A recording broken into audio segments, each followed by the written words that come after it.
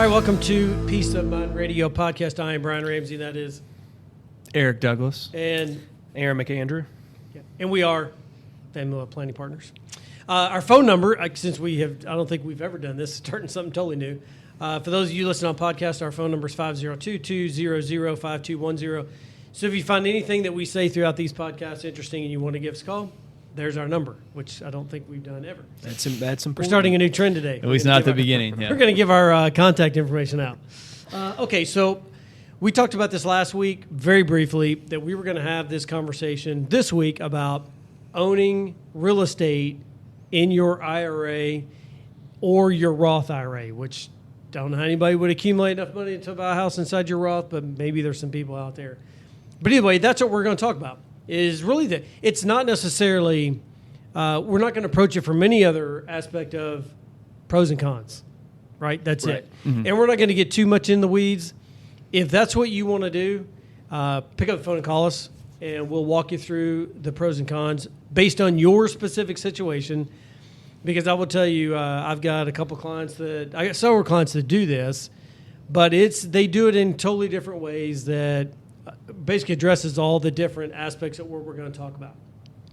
They vetted them all out, and they're sort of doing it the right way, if there's a right way to do it, if that makes sense. And we'll start to touch base on them as we go. Well, It's interesting because this is something that really hardly ever comes up. And we've just had a few instances in the last couple months where, we've had questions about it from clients coming in and asking about, should they do this, should they do that? And so it seems very timely. I don't know why it's happening now, but... Well, it's happening because the real estate market is absolutely on fire. Yeah. And people think, I can go turn a quick, profit by owning a house in my IRA because I don't have any other liquid cash, so they've not done the proper planning, the ones that have called me. Yeah. It's the only money they have available is in an IRA, and so they're going to use that to go make a quick buck, and it just doesn't. It's hard to do it. It's very difficult to flip property in this kind of market and make money because it's just very difficult. One, you're buying the house at a too high price to begin with. Prices are inflated for sure. Yeah. And then anything that you buy to fix up the house is expensive. So anyway, we're going down a rabbit hole. Mr. Producer shaking his head like, oh my God, not again. Well, we'll get down there in a minute. So yeah, we're going to go down several rabbit holes on this one. Okay, so let's talk about owning property in your IRA. Good or bad? You guys take one, and we'll just kind of round robin it. I can go. I'll start out. The pros is pretty straightforward. The reason why anyone would want to do it is because either in a traditional IRA, they're getting the tax deferment, so they're not having to pay the taxes right now on it. But like a traditional IRA, the taxes would then defer to when you take the withdrawals when you're in retirement. Or on the flip side, the Roth IRA, they don't get the tax deduction that you would get on the traditional IRA, but it's all gross tax-free. So same thing if you owned a property inside of the Roth or a traditional, you're getting the same type of benefit that you would if you held traditional investments, mutual funds, stocks, ETFs, and so on that we all typically see in retirement accounts. Yeah. And if you're flipping houses, so if you flip a house, you buy it for $100, sell it for $200 for simplicity's sake, and you sell it within the first year, you still have short-term capital gains you have to pay taxes on, and if you can defer all of those taxes until obviously retirement, that's attractive. Right. But a con to that, it is attractive, but a con to that is when you buy a house, say for $75, you put $25 in it, you got $100 in it, you turn and voila, you sell for $200, which almost never happens, by the way. Although you hear people that go, oh, that's what I did, and you're like, no, probably not. If you get in their books, it probably doesn't happen that way. I've seen all kinds of half-hour TV shows on TV where it's done. It happens all the time. Come on, Brian. And all those people are on a beach, by the way. You want to live like me? You're not, dude, you're in a hotel. Come on. Yeah. Anyway, but the point being, you don't have access to those profits. Yeah. So if you sell it and you have a gain, you can't just take that gain out and go do something else with it. Well, you could buy another piece of property or invest it like you should, but you can't just take it out and go do something with it. It is a retirement account. It's an IRA. Right. We're talking about using IRA funds, which is an individual retirement account. Right. You're not supposed to touch those until 59 and a half without any type of a penalty, right? So that's one thing you have to keep in mind is, which is another negative, really, right? Yeah, absolutely. Access to the principal. Mm-hmm. Yeah. You can do whatever you want to in there, and it can grow as much as you want in there, but you just don't have access to it. And akin to that is, let's take us back to the exact situation. The real estate market's at all-time highs, right? I mean, It's killing it. Well, what happens when that real estate market goes backwards and you're in a house and you want to get out of that property, your market for somebody wanting to necessarily buy that property is limited compared to if you were in a stock. You can usually find somebody to purchase stocks, bonds, mutual funds, and so on, get them out of there pretty quick. They're pretty liquid. Real estate's not. So so that's goes right along with what you just said. Right. Yeah, I mean, it's great when the housing market's on fire like it has been, even though it's trailed off a little bit. It's still a very good market, at least here in Kentucky. Yep. But that's not always the case, and that's not always going to be the case going forward. And we will have other, I don't want to necessarily say there's an imminent housing crash or anything like that coming, but there's always ebbs and flows to these things. And inevitably, if you get stuck in a pinch and you need access to cash or something, it's a very illiquid investment. Right. Yeah. Yeah, and I'd say that. Well, let me ask you this: why we touched base on it a minute ago, but why do we see clients use their IRA to buy real estate? Well, I usually the clients that I've talked to about it, it's because they've probably read a few finance articles online, and they know real estate. Like maybe they work for real estate companies, they're realtors themselves, they have other investment properties, and I think you mentioned this earlier, they don't have any other excess cash to be able to go after this, and they have a chunk of money sitting in a 401k or an IRA or someplace like that they're looking to do something with, and they think, oh, the housing market's great, I have this chunk of cash over here that I don't have anywhere else, let's do a self-directed IRA or own real estate within an IRA. Yeah, that's exactly why I see most people as they're not liquid anywhere else, and so the only way they're liquid is through an IRA. And it's like, well, if you do the proper planning, you can become liquid on the other side and be able to take advantage of buying real estate. Now, to that point, this is where I was going with that. If most people are using IRAs because they're somewhat illiquid on the other side, right, on the taxable side, so they have to use their IRA. So let's say client buys a $175,000 house. They got $200,000 in their 401 or IRA. They put $75,000 or $25,000 in it. So they got $200,000. They've maxed out their IRA in this house, okay? Or say it's two houses, whatever you want to do. Now they need to put $20,000 into these homes because the roof is bad or whatever. Limited for what? Well, repairs, and then and then you start getting into tax accounting here because you're out of money in your IRA, so now you're having to use funds outside of your IRA to help make improvements or just take care of regular expenses and things that happen when you own a house, right? And well, what's owned in the IRA, you don't have access to until retirement. That's a retirement account. That's right. However, anything that you add on top of that you add to your investment in a property is taxable. So then you're looking at doing, okay, let's say if you have 75% of your total investment is from your IRA, 25% is coming from your own individual accounts. Well, 75% of that is going to be tax deferred, but you still have to pay taxes on that 25%. And you need a good accountant for that. Yeah. Not that it's impossible, but it becomes super complicated really quick. Yeah. Yeah. I would say the majority of people that get into it don't fully understand the tax implications and ramifications of what they're doing. They just have heard, oh, it's so easy. Use an IRA, liquidate it from whatever mutual fund you're in, and go buy a piece of property. It's just not that simple. Yeah, it's not that simple. The other thing that I would bring up on top of those lines is the fact that now they're going to a self-directed IRA holding these real estate. They also have to make sure they're following all the IRS guidelines, because if for some reason something falls through the cracks, that could disqualify either the tax deferment or the tax treatment on the Roth IRA, the tax-free growth, for them, and blow the whole thing up. So it's yes, you got to have a great accountant. You got to know what you're doing, and there's just a lot of bells and whistles on these things. So yeah, for sure. Okay, so you guys, I didn't know about this, but you guys, right before we were shooting this, we were having a conversation around situations we come up with. We've had clients that have owned real estate, and you guys brought up the concept of UDFI. Why don't you explain what that is? So Eric just mentioned a little bit about that before, but basically what that is it's anytime you're bringing assets or any money or something to the table, whether you put your own money in it or you go get a loan out. So, for example, let's use that same example that he just used on somebody that purchased a $200,000 home, but they have $100,000 sitting in their Roth IRA or whatnot that they're looking to purchase this house with, they can go out and get a loan for the other $100,000.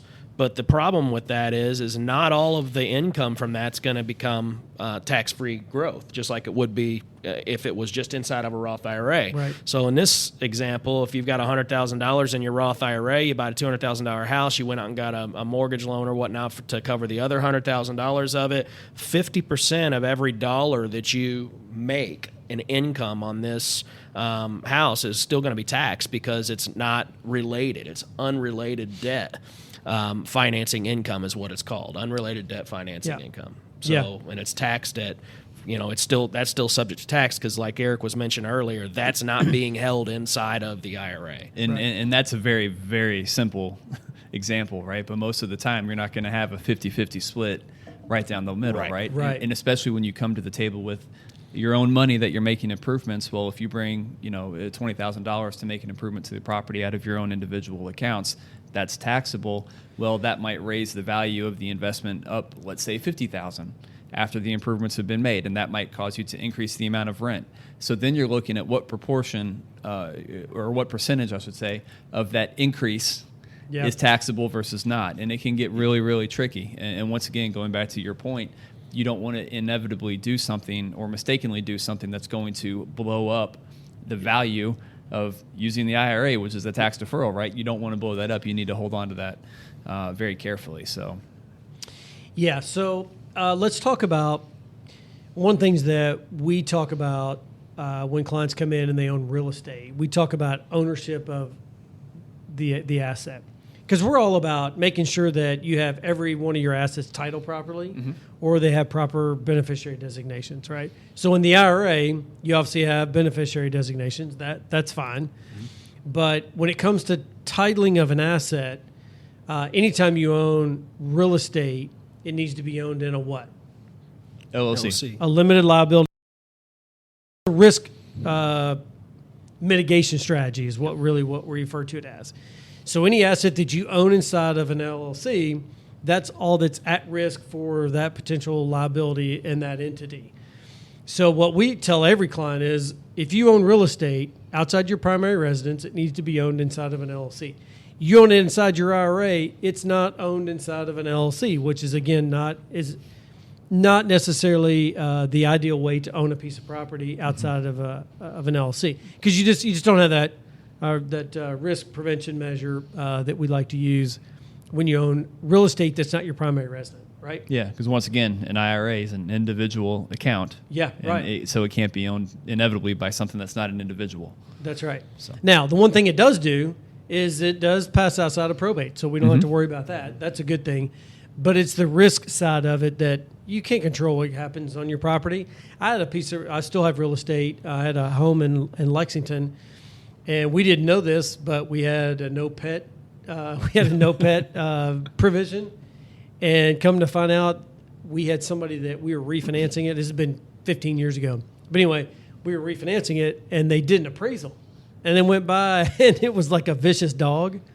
So it got reported. We actually lost our insurance on the house.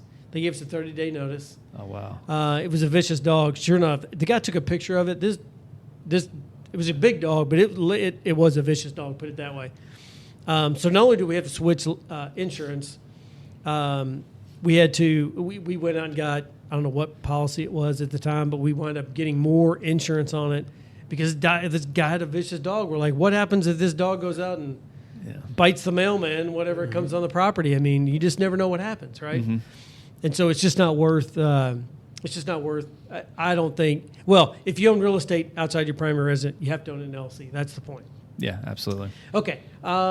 Here's the other one that I think is fairly interesting is, and I'm not going to, for those of you that own real estate, you'll know this. If you've never owned real estate, you'll learn to appreciate this if you get into real estate. And that is, if you ever look at anybody's tax return that owns real estate, you would think, why in the world do you ever own real estate? Because no one ever shows a profit, or you hardly ever show a profit. At least not on their tax returns, for sure. Yeah. Well, sure. Just because you can deduct a lot of things, and there's depreciation, there's all kinds of measures you put in place to limit the tax liability on it. You can't do that inside of an IRA. Now, it's all deferred anyway, but you still don't get that longevity of writing things off and having to be able to write certain expenses off like you can, in our property. I don't want to give too much away because my dad's my CPA, and he might get upset. Actually, I really don't know what he does on the tax return. All I know is that we hardly ever show anything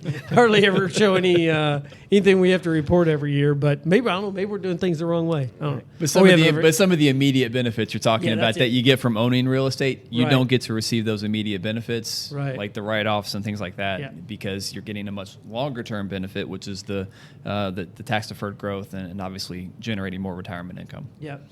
Yeah, and when it's outside of your IRA, there's a lot more flexibility in what you can do with it. Yeah.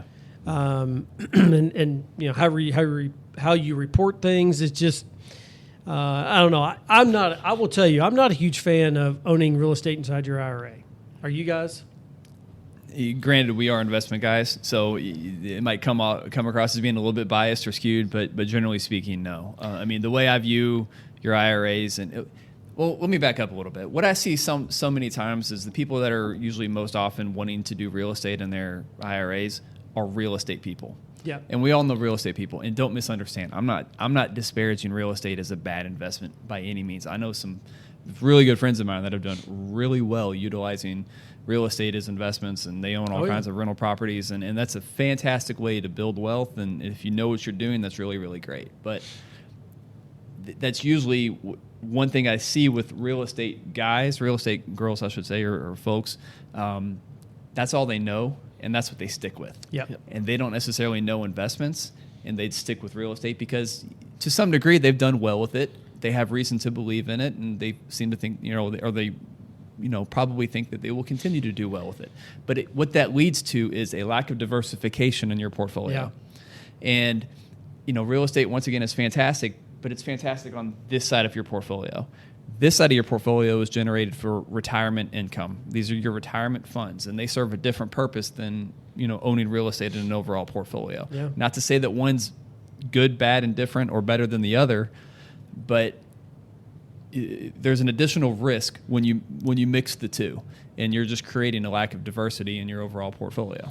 Eric hit the nail right on the head there. That I was going to say is I agree 100% with everything he just said. Is the biggest issue that I have with it. Most of the time when clients would come or prospects or whatnot, anybody would come to me and say, "Hey, can we just do this and put real estate inside of an IRA?" Yep. The biggest problem that I always have with it is a lack of diversification. Yeah. It is people who are real estate professionals. It could be people who are builders. It could be people who are real estate agents, or just they know the market very, very well. And that's the only people that I would say that it's really suitable for. You got to know real estate very well. But the downside with that is it's the lack of diversification. Right. The market is just it's not liquid. If, for example, let's take what happened with COVID this past year, look what happened in the market in 2020. We could easily make changes regardless of what was going on in the market to client portfolios to make sure that they stay within their risk tolerance and what their goals are.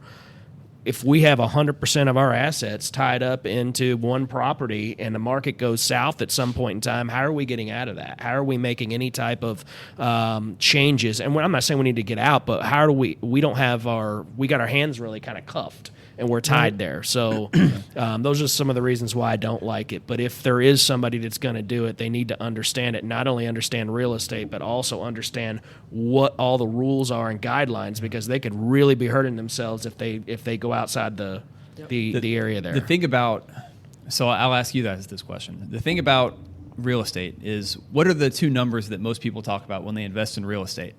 What are the two numbers that you hear? What they bought the house for, and what they sold it for. Correct. And then they immediately equate the difference as, oh, that's my profit, and I made X% on my investment. And it kind of forces you, because they typically are far less liquid than a stock or a bond or just more traditional investments, right? So by nature, houses or real estate is typically going to be a long-term investment. And most people only focus on those two numbers, what you bought it and what you sold it for. They're not as focused on, okay, all the improvements you made throughout the year, what the insurance that you have to pay to carry it, the taxes that you have to pay, down payments, closing costs on real estate loans. I was had a bit of a brain fart there, but you don't think about all the miscellaneous expenses that you incur along the way that actually detract from that actual percentage of gain. So if you're only focused on those two numbers, you miss all the ones that occur along the way. And when you think of it as a long-term investment over time, it's not just that one number you're focused on. You need to be focused on all the smaller numbers along the way.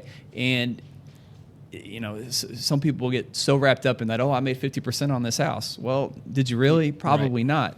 And that 50% number seems so high when you compare maybe an annual return in your IRA of 6, 7, 8%, which is really pretty good if you do that over a period of 15, 20, 25 years. That's fantastic. Right. That's a really good return over a long period of time.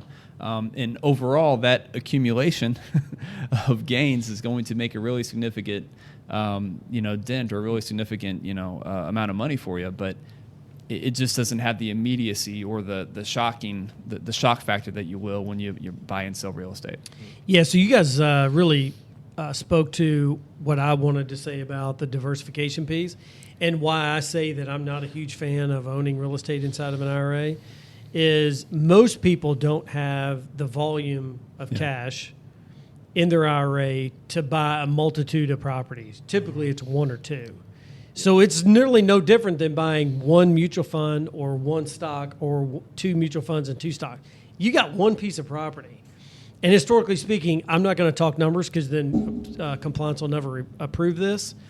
And probably won't approve it anyway because they don't. No, I'm just kidding. But when you look at the overall historical rate of return of real estate versus being in the market, a diversified portfolio in the market, I would venture to say that you'd find very few periods of time where real estate appreciates faster than the market.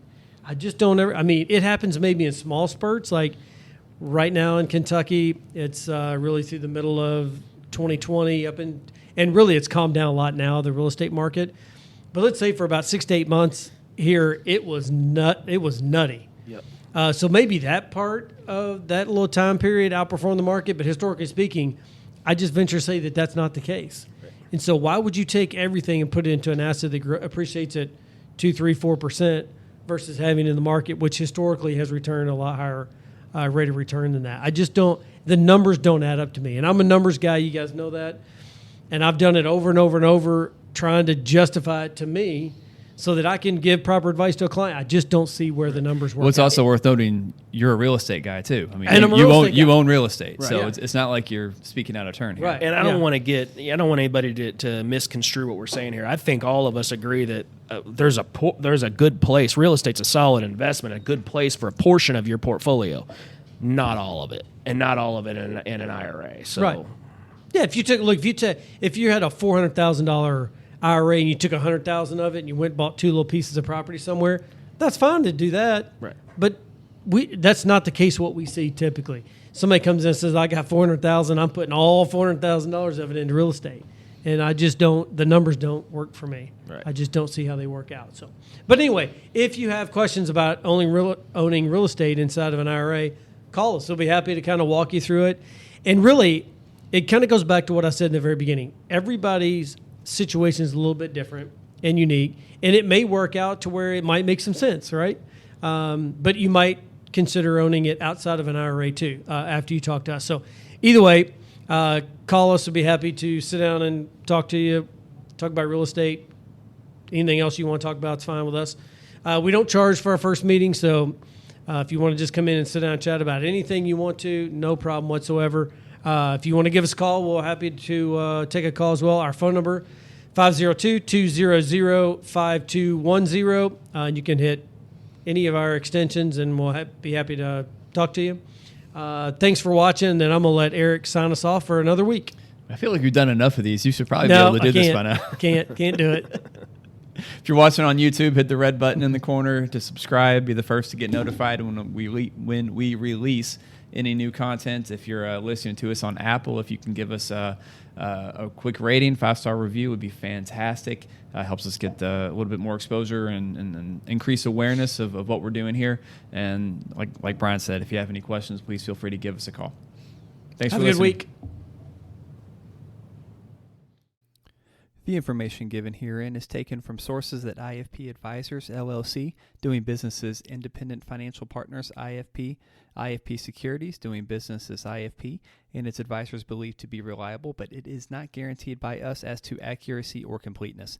This is for informational purposes only, and in no event should be construed as an offer to sell or solicitation of an offer to buy any securities or products.